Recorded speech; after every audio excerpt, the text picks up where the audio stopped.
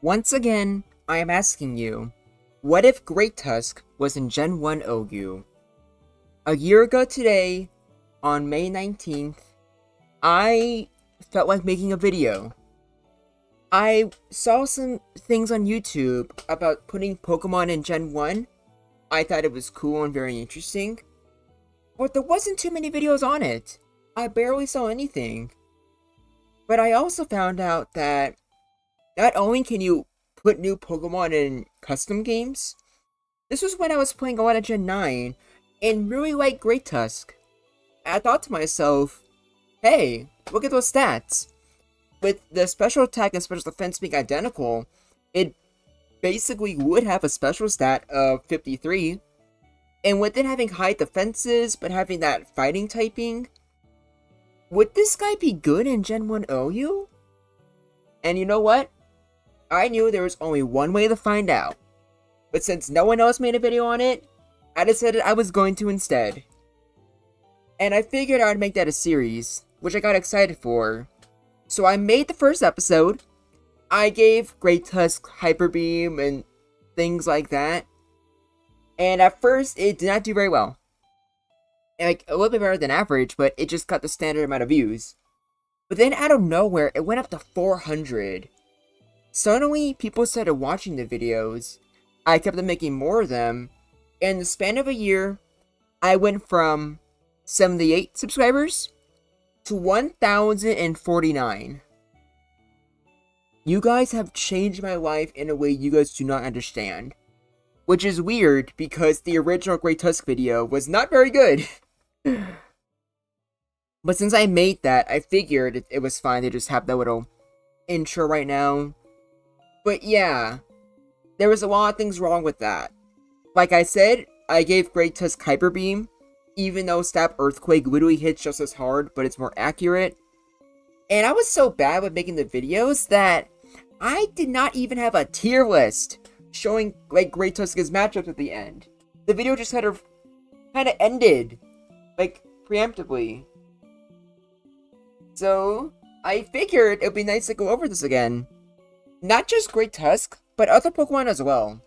Because Mimikyu, Drifblim, and especially Pokemon like Regigigas and Deoxys Attack. I did a really bad job going over them. And some of them need a second chance to go over what they can do. And especially Great Tusk here.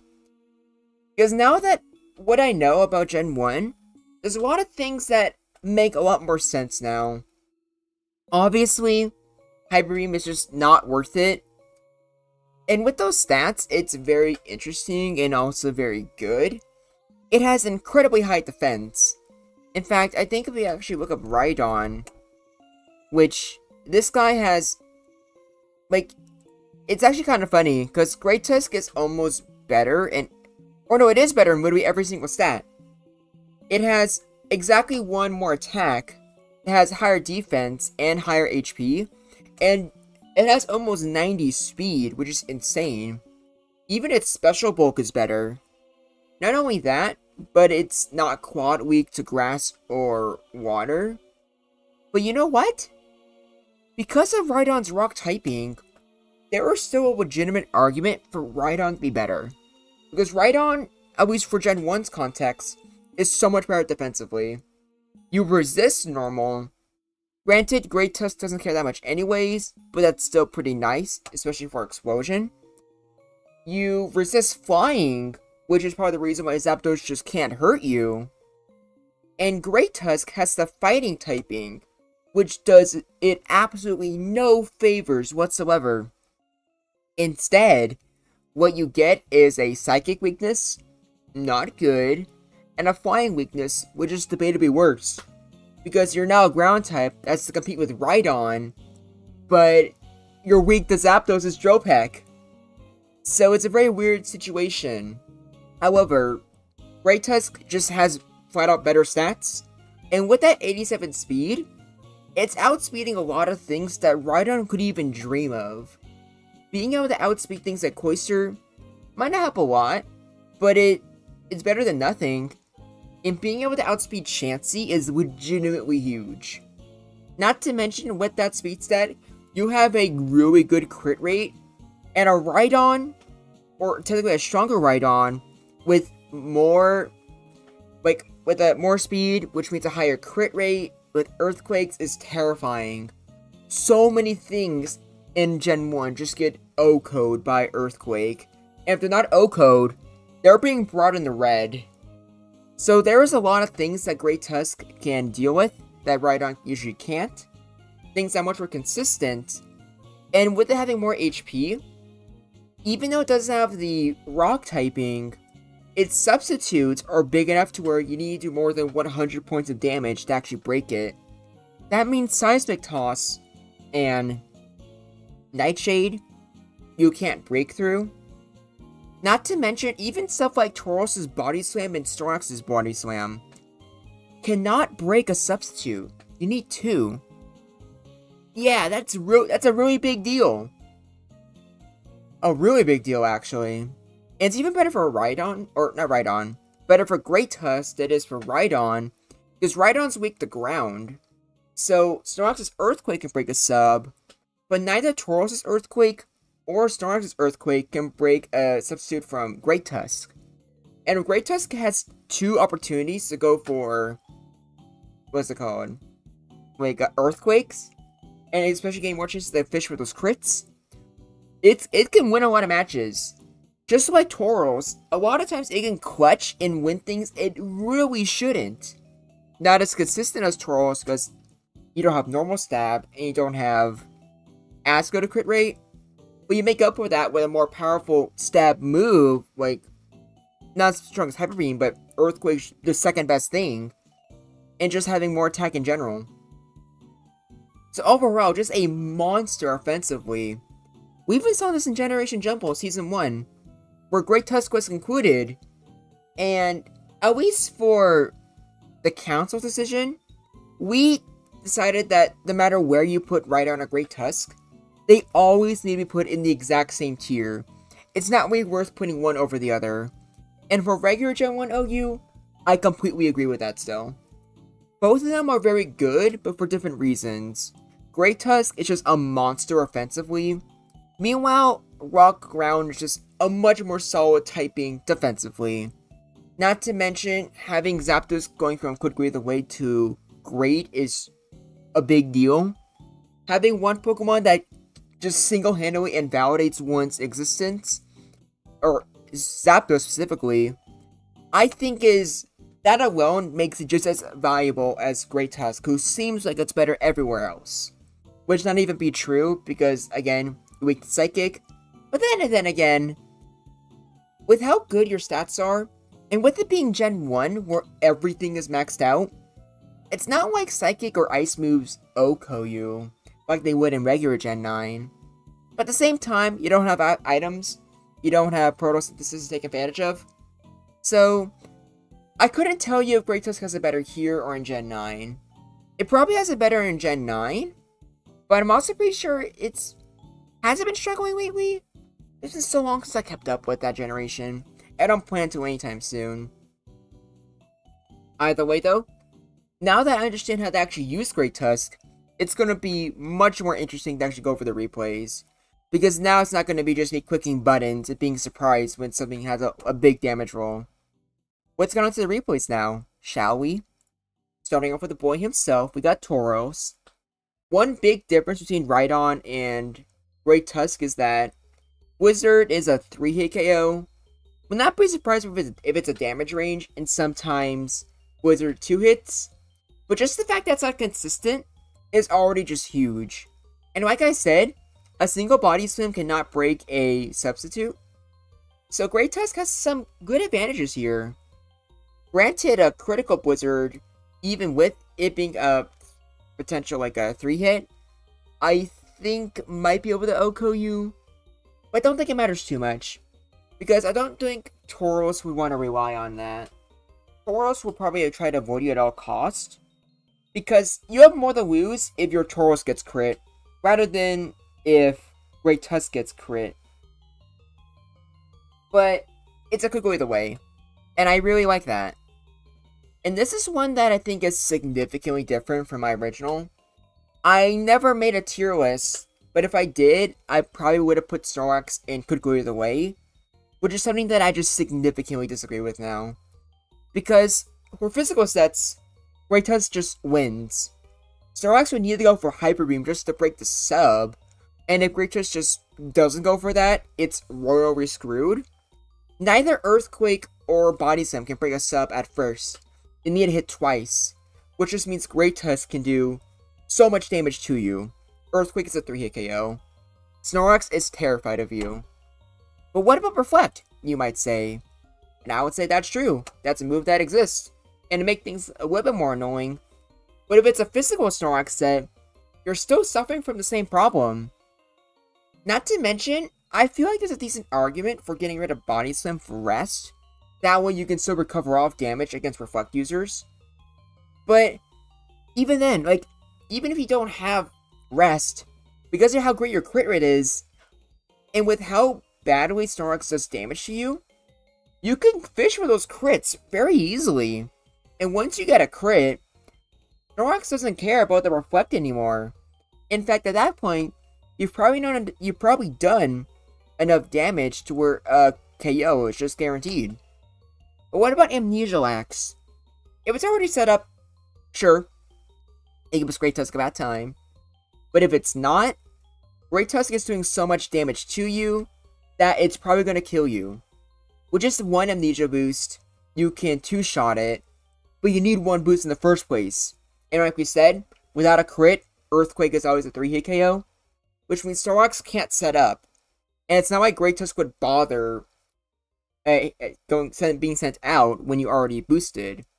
So, no matter how you see it, I do think that's a good matchup. Maybe great, but great might be too much, because they're so self-destruct, paralysis from Body Slam could be annoying, and you could use Reflect Amnesialax. And in that case, yeah, you are probably going to win. But that's also a very specific Snorlax set.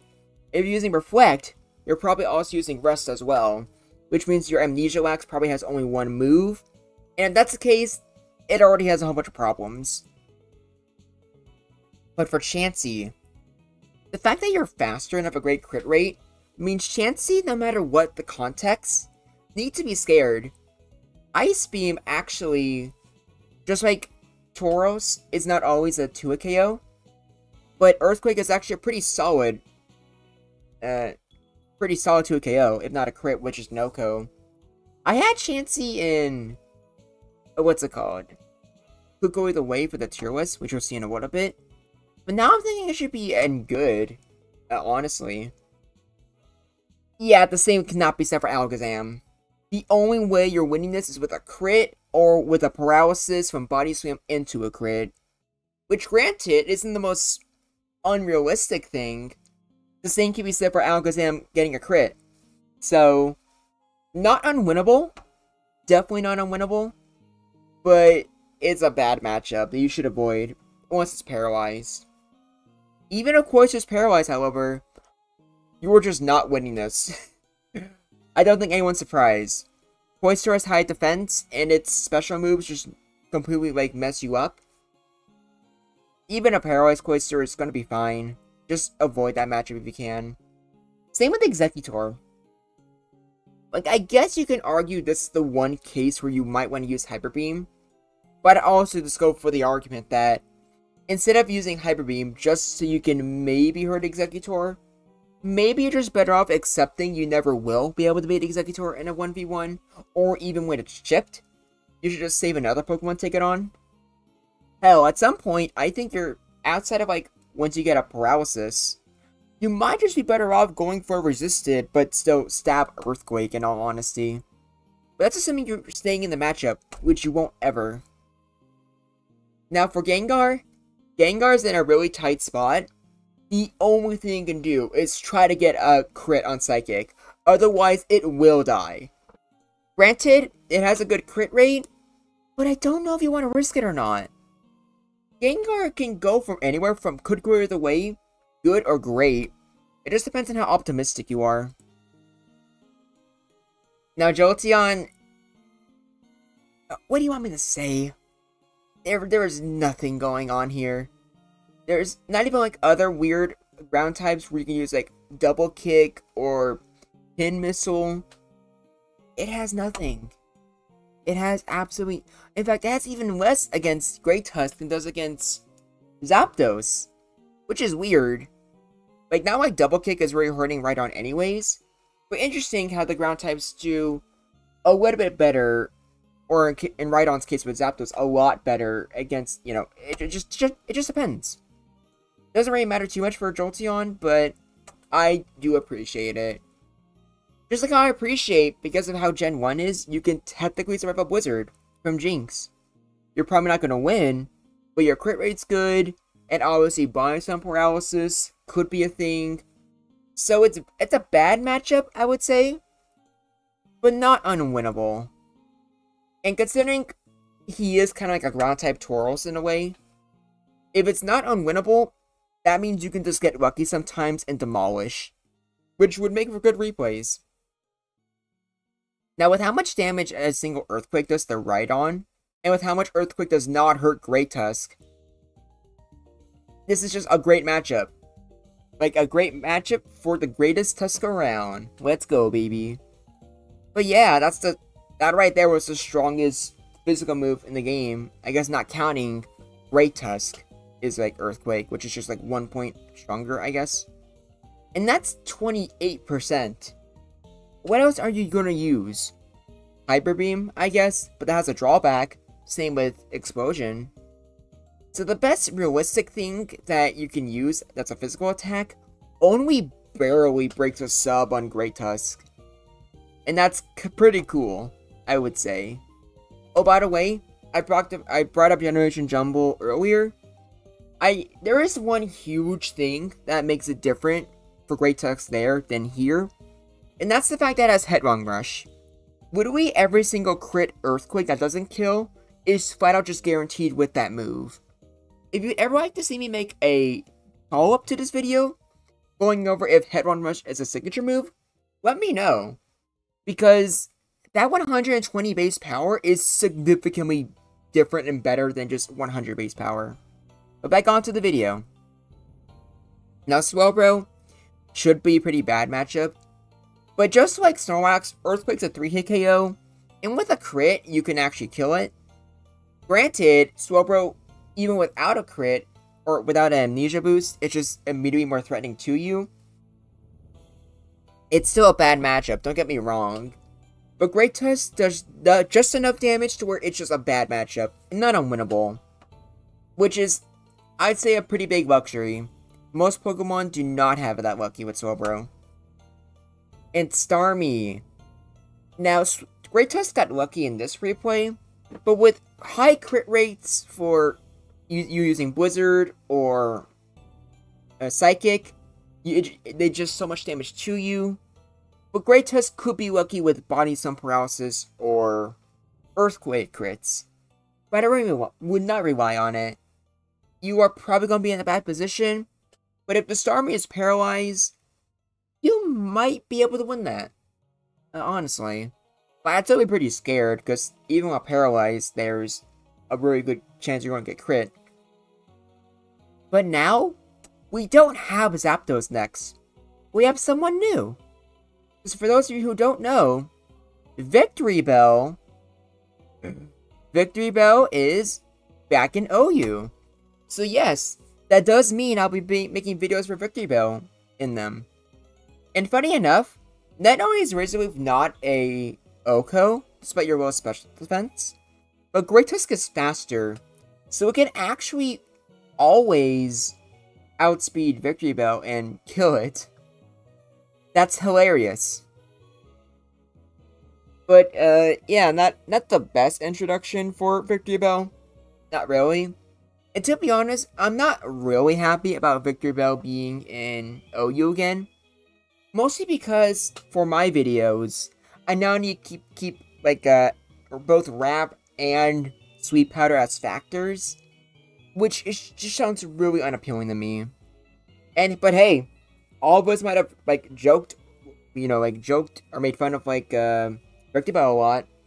But it's so enough usage to be put back in OU. So, the very least I can do is respect it. At least it'll make videos a little bit more interesting. And last but not least, I think we have the Pokemon that's the reason the videos blew up in the first place. Because the main thing I talked about in that original video was how Zapdos, like, not being able to just beat it easily was hilarious. And I really do think the thumbnail with Zapdos saying he could be Great Tusk 1v1 probably was what sucked a lot of people in. I'm so very proud of the thumbnail, and it's probably my best one out of all of them so far, if I'm being honest. But about that matchup, yeah, unlike last time, but I'm not going to try to go for Body Slam Paralysis or Hyper Beam. I know that Rock Slide is always a 3-hit KO. Meanwhile, technically Drill Peck is a 4-hit KO, but keep in mind Zapdos has a great crit rate, and not to mention high damage ranges can also just kill you. So, I honestly feel like you have more the fear of your Great Tusk than Zapdos. Statistically, Zapdos is more likely to get a crit, but then again, if Great Tusk gets a crit, it's just so much stronger. But yeah, like, unlike Rhydon, who can go for a leader instead of Rock Slide, just because you know Zapdos can't beat you anyways, Great Tusk does not have that luxury. It needs to have Rock Slide. It doesn't use it for anything else, but for Zapdos specifically, you need it. Otherwise, you don't have any real options against it. Which is sad, because you're supposed to be a ground type, being the electric type. But that's not always the case, now is it? So here's the first time I'm ever going to show you a Great Tusk tier list. And honestly, Chansey can probably move to good. I can't believe I've done so many of these videos. This right now is my 200th video. And it feels like just yesterday I was celebrating the 100th anniversary with Mega Mewtwo. That was the time where that was like the first time I really started doing things with the server as well. In the link in the description of this video, or no, in the description of this video, sorry, I can't talk. But yeah, in the description of this video, there is a link to my Discord server, as well as my Twitter. I do not know that was so hard to say, but yeah. You should definitely join the server. We're going to be hosting a tournament very, very soon, which will be Generation Jumble Season 3. We're going to have a lot of really interesting Pokemon, such as Sawsbuck, let's see here, Alolan Raichu, Palossand, Gastrodon, Ludicolo. It's going to be a lot of fun, and I hope to see you there. But even if you don't care about that, people are just chatting about stuff like Pokemon and Yu-Gi-Oh! Every single day. If you like these what if videos, people will be glad to test things with you. So you should join. But once again, I just want to say from the bottom of my heart, thank you so much for all the support that you've given me in this year. Because I've always dreamed of being a YouTuber, and before the what if videos, I'd always think about some things that might have a niche. But for the most part, I just upload anything I thought would be fun, and I really did enjoy it. Like, I genuinely enjoyed making videos with like me and my friends, or just making videos of me playing games. It was lovely. And I remember just talking to Convex, my brother, being excited about this what if scenarios, and like how I can make videos on that. So like even before I uploaded the Great Tusk video, I think I was already hyperfixating about Aggron, which was the second video I made, along with Breloom. It was nice just talking about that, and talking about, oh, this could be what manages to give me a niche and have me actually start getting views. But then I wasn't prepared for when that actually happened. And now, I'm just monetized. I actually can make money with these videos now. I think I still have a long way to go before I can actually make YouTube a job. But it's been my dream ever since I was a first grader to be a YouTuber. And since I was a middle schooler, always watching my favorite content creators, dreaming of being one myself one day, I always wanted to think about how I would make content to where I can make a living off it. I don't know that answer currently. I have plans in the future. I think I've now accepted that Generation Jumble won't be getting that many more views. It'll grow gradually, sure, but not the same level as these what if videos. Although I will say, I'm going to try harder with the what if or with the Generation Jumble videos to be more like these what ifs. So instead of reacting to replays, I'm now going to have a real discussion at the first half, and then use the battles as an explanation for things I'm talking about. I'll have a community note about that later, but I'm gonna be trying new things now. I'm still gonna make Reddit videos, the vast majority of my content for the time being, because that's just what you guys like. But I really do want to go back to how it was beforehand, where I felt like I can have more freedom in the things I posted. But even if, like, I can't upload literally anything I want anymore, I would gladly trade that for what I have now. With a really nice community with people who are active, are always commenting, always eager to learn more, and are willing to use my voice as background noise. I don't know what game you're currently playing right now, but I hope you win on it. But thank you guys so much. I love you. I really do. You put me in a place where I actually know what I want to do with my life. I have a lot of plans in the future, and I'm excited to share my ideas with all of you. But until next time, this is Groundback, and I look forward to hearing from you.